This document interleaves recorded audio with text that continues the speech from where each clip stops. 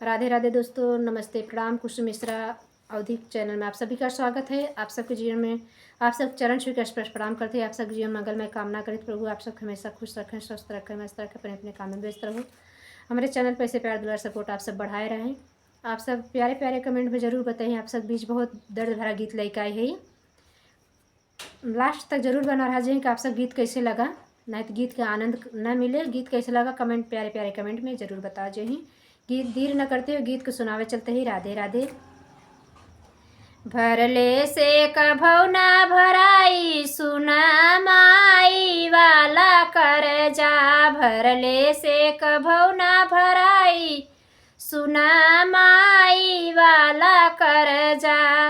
9 महीना माई कोखिया में ढोवली, 9 महीना माई कोखिया में ढोवली। ओ दे से झूरे तो हई ओ कैली, हरदम राखई तोह के फरचा। सुना माई वाला कर जा, हरदम राखई तोह के फरचा। सुना माई वाला कर जा। भरले से कभौ ना भराई, सुना माई वाला कर जा। भरले से कभौ ना भराई, सुना माई वाला कर जा। अंगूरी पकड़ी के तो है चलई सिखवली, बोलई न आवे तो है बोलई बतौली।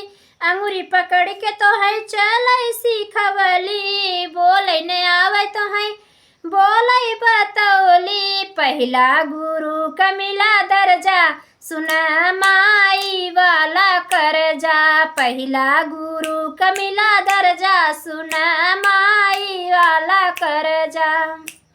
भरले से कभौ ना भराई, सुना माई वाला कर जा। भरले से कभौ ना भराई, सुना माई वाला कर जा।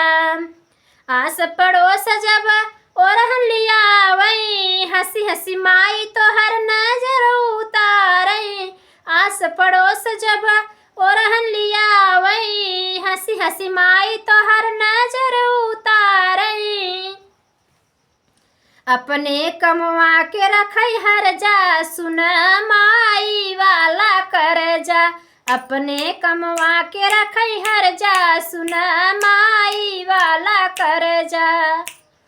भरले से कभौ ना भराई, सुना माई वाला कर जा। भरले से कभौ ना भराई, सुना माई वाला कर जा।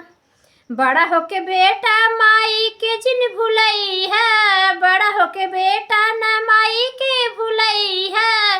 घरवा के अपने तू स्वर्ग बनई है, घरवा के अपने तू स्वर्ग बनई है। हरदम राखया अपन दर्जा, हरदम राखया अपन फरजा।